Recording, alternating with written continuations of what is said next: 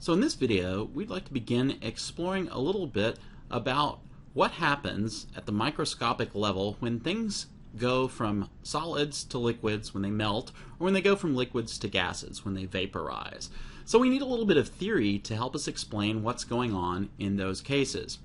So we're going to use something called the kinetic theory, and we've already seen the kinetic theory of gases, but it turns out that it applies to liquids and solids as well. So let's go back and remind ourselves about what the kinetic molecular theory of gases talked about. So here in my picture I've got a sample of gas, and so there's some little orange gas particles that are flying around. Little red arrows represent the direction of their travel, and the longer the arrow, the faster they're moving. So they're not all moving at the same speed, and they're moving around. We also know, and they're colliding with the walls, they're colliding with each other, but they don't very often bump into each other or other things. So there's a lot of empty space. We also know from the kinetic theory of gases that their average kinetic energy, which is related to how fast they're moving, depends only upon the temperature. So that's what's going on in a gas. Let's think about how things are different in a liquid. In a liquid, then, the particles are all held together to each other by some sort of cohesive force. So that's a force of attraction that's going to cause them to be sticky towards each other. But because they're at some temperature, they are also moving around. In a liquid, they're free to sort of break their connections, bump into each other, move back and forth, and kind of tumble around each other. So it's like a big jumble. Imagine you had a box full of marbles and you were shaking it vigorously. That's what a liquid might look like on a molecular level. So they're constantly moving over each other, and they can flow. So how is the picture different in a solid? In a solid, the particles are also held together by cohesive forces, and these forces hold the particles pretty much in place. Now they do move around a little bit, but mostly knocking back and forth into each other. So they're like rattling around. And as an analogy, imagine that you're on a crowded bus or subway and it's packed with people, and as the bus or subway knocks about, you're knocking into your neighbors, but you can't really move very far because you're packed in so tightly. That's what a solid might be like. And again, as we increase the temperature, you're simply going to increase the level of jostling that's going on here. And again, I talked about these cohesive forces. So liquids and solids have cohesive forces that hold them together. And these cohesive forces are of two kinds. They are either intermolecular forces, which I'll abbreviate IMFs, of the kind that we're talking about, like hydrogen bonds, London dispersion forces, and so forth. They might also be chemical bonds. So they might be covalent bonds, as in the case of diamond or silicon. They might be ionic bonds in the case of sodium chloride. You can have sodium chloride as a liquid too if you get it hot enough. There would still be ionic bonds holding those particles together. That would still be the cohesive force. Or they might be metallic bonds, say in liquid mercury. So those would be types of chemical bonds, which are different than IMFs. But these are the cohesive forces holding these guys together. So again, the important point of the kinetic molecular theory is that the average kinetic energy depends only on temperature. So I underlined only because that's important. So two samples that are at the same temperature, whether they're solid, liquid, gas, different materials, whatever, they are going to have the same average kinetic energy. We should also underline average, and that's to point out that some of the particles will have different kinetic energies. So for example, in my gas example up here, some of the particles are moving faster than others. So individual particles are going to have different kinetic energies, but on average, their total kinetic energy depends only on the temperature of the substance. So as we increase the temperature, we increase the average kinetic energy and the typical speeds at which those particles are knocking around in their respective containers. So let's now think a little bit about kinetic energy and potential energy. So we've talked about kinetic energy. Let's think about the potential energy. So where does that come from in this case? Well, in this case, the potential energy is due to these cohesive forces. So those are the attractions and perhaps repulsions if you push the particles too close together, and that arise because of the intermolecular forces or the chemical bonds. So the cohesive forces are the IMFs or the chemical bonds. And we're just going to consider IMFs here for the most part, but they also include the chemical bonds. So that's part of it as well. So remember that potential energy depends on distance, so the cohesive forces, the potential energy is going to change as you move these particles closer together or further apart. So now we want to talk about comparing potential energy and kinetic energy. And so you can think that liquids and gases, involve lots of motion, and motion is going to be kinetic energy. So potential energy is an important thing to consider when we're thinking about what state you are in. So typically if you have a gas, then the particles are moving around really fast. So much so that their energy is sufficient to break free of the chains that bind them, the potential energy that's holding the particles next to each other. So in a gas, typically the kinetic energy is much, much greater than the potential energy of attraction holding the particles together. Once we convert into a liquid then, at that point the kinetic energy is kind of around the same magnitude, so I'll say roughly equal to the potential energy. Now it may be greater in some cases, less than in some cases, but kind of around that same potential energy. In that case, some of the particles are able to break free, but others aren't, and so they stay relatively attached. So in solids then, we've got the case where the kinetic energy is less than the potential energy. So there's not enough energy of motion to break free of the cohesive forces that are holding things together, and so the particles stay relatively in place, locked in place. So thinking about kinetic energy and potential energy is important when we're thinking about why things are either solids, liquids, or gases. It all has to do with this interplay between the kinetic energy, which is determined by temperature, and the potential energy, which is determined by the strength of the forces holding them together. And I wrote IMF here, but we know that these might also be chemical bonds depending on what substance we're talking about. So what does this mean? Well, at some temperature, we begin to increase the temperature, and what does that do? Well, if we increase the temperature, that's going to increase the kinetic energy. And so at some point, once we get to high enough temperature, the kinetic energy, average kinetic energy, will be about equal to the average potential energy of the intermolecular forces. At that point, the solid melts, because there's no longer enough force, cohesive force, to hold those particles together locked in place, and they can begin to break free and tumble around each other. Therefore, those three dots mean therefore, at even higher temperature, the kinetic energy is going to start to become greater than the potential energy, and at that point the liquid boils. Technical term for boiling would be vaporization, so it turns into a vapor, a gas. So the liquid boils as we get the temperatures higher and higher. And so that's kind of a way of thinking about how, at a molecular level, temperature affects boiling point.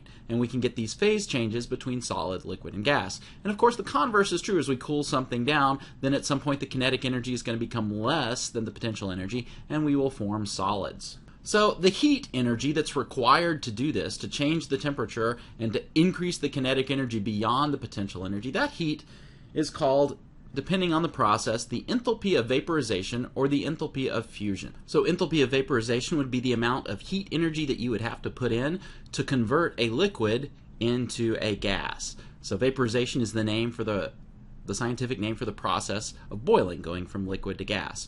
Normally this enthalpy, delta H of vaporization, so that's the enthalpy change as you go from the liquid state, L, to the gas state. So we have an enthalpy change when we go from liquid to gas. That's called delta H vaporization. And this little superscript 0 is just here to remind us that we're doing this at a specific pressure, the standard state pressure of 1 bar, which is approximately the same as 1 atmosphere. So delta H's of vaporization are typically reported in units of kilojoules per mole. Because of this, they are sometimes called the molar enthalpy of vaporization. We can also report them in units of kilojoules per gram, in which case it's called the specific enthalpy or specific heat of vaporization, because now it is specific for 1 gram of substance. Enthalpy of fusion then, fusion is the scientific name for melting. So it's called delta H of fusion, and it's going to have the same kind of units, kilojoules per mole. So note that both of these quantities are going to be positive. So we know that delta H's can have signs. These signs will always be positive, indicating that these are endothermic processes. And that makes sense because we know we have to put heat energy in if we want to boil something, or we have to put heat energy in if we want to melt something. So that's consistent with our common everyday experience. So the sizes, the magnitudes of these enthalpies of vaporization or enthalpies of fusion are related to the strengths of the intermolecular forces. So the stronger IMFs lead to larger delta H vaporization and delta H fusion. So one important thing to warn you about that's a common mistake with early chemistry students is that when you boil something or melt something, molecules, molecular substances, do not break apart when you do that.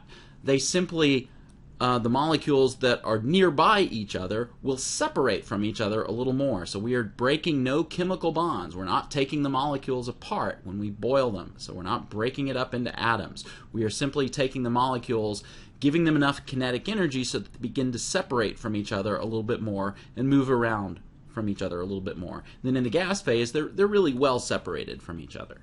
So note also that if we're thinking about other processes, so condensation, so that would be when we go from a gas to a liquid. Well, that delta H, we call delta H sub COND for condensation, well, it's simply going to be equal to the negative of the delta H of vaporization, because those processes are reverse processes. And we know that energy must be conserved, so they're equal in magnitude but opposite in sign. So one of them is exothermic, the other one is endothermic.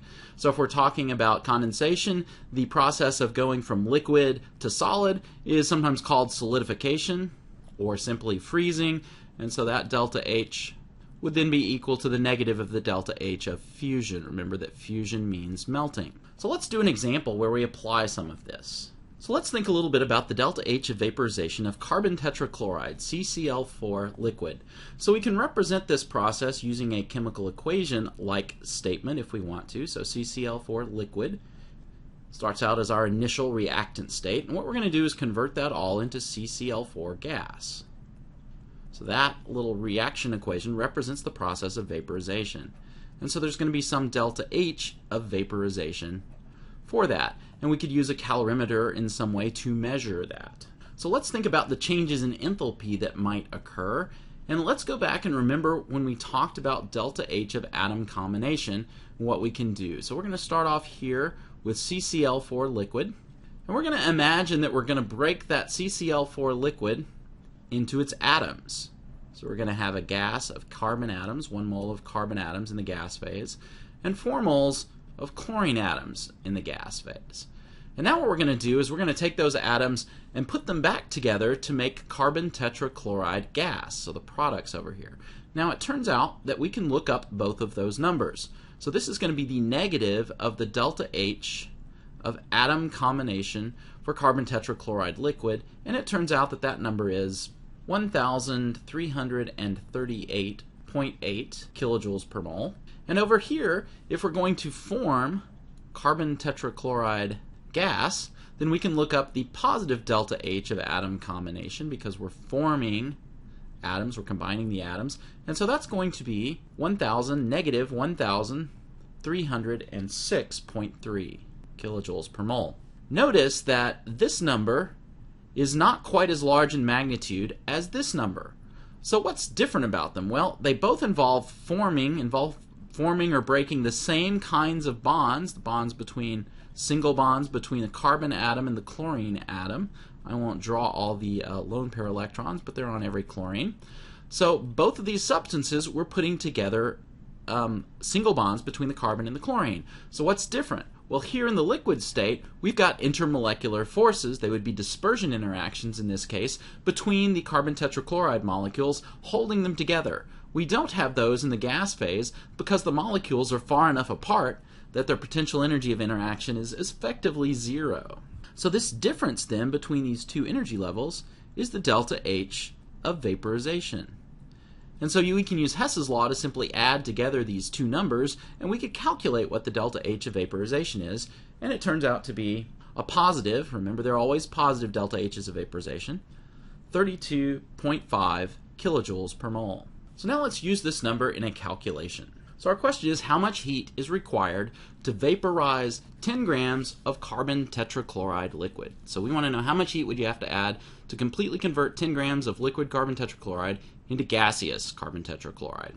So we know from the delta H of vaporization that we would have to add 32.5 kilojoules of heat energy if we wanted to vaporize 1 mole of carbon tetrachloride. So that's what that number means. But we don't have a mole, we have 10 grams. So we need to use this as a conversion factor to figure out how much heat is involved. So we're going to set this up as kind of a conversion factor problem. So we've got 10 grams of CCl4 liquid. And so we need to figure out how many moles that is. So we're going to use the molar mass to do that. So there's 1 mole of carbon tetrachloride in every 153.81 grams. We get that off the periodic table, adding up all those numbers. All right, so that's going to tell me how many moles I have, and now I know how much energy is involved per mole, so I can just multiply those two together. So it's another conversion factor, but now we're going to use our delta H vaporization value, 32.5 kilojoules of heat energy required for every mole of carbon tetrachloride that we are vaporizing. So you see that our moles cancel out, and we'll get our final answer in kilojoules. So this is telling me to take 10, multiply it by 32.5, and divide it by 153.81. And you'll get to three significant figures, 2.11 kilojoules. So that's the amount of heat energy you would have to put in to vaporize 10 grams of carbon tetrachloride liquid.